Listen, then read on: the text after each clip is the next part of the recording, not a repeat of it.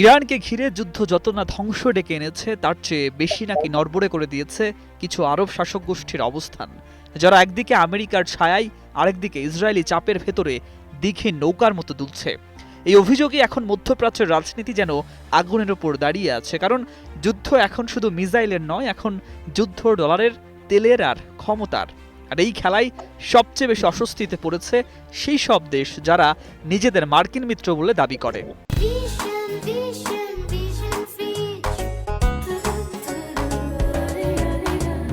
বিতর্কের কেন্দ্রে এসেছে এক চাঞ্চল্যকর দাবি। বিবিসি আরাবিকে দেয়া এক মন্তব্যে ওমানের সাংবাদিক সালেম আল জহুরি বলেন, ফাঁস হওয়া কিছু তথ্য অনুযায়ী যুক্তরাষ্ট্র নাকি উপসাগরীয় দেশগুলোর কাছে বিশাল অঙ্কের অর্থ দাবি করেছে। তার ভাষা অনুযায়ী যুদ্ধ চালাতে চাইলে দিতে হবে প্রায় $5 ট্রিলিয়ন, আর এই যুদ্ধ থামাতে চাইলে নাকি দিতে হবে $2.5 ট্রিলিয়ন। এই হিসাব শুনে অনেকেই বলছেন এটা যুদ্ধ নয়, এটা যেন মিত্রদের নামে ব্যবসা। তবে এইসব দাবির কোনো আনুষ্ঠানিক সত্যতা এখনো মেলে।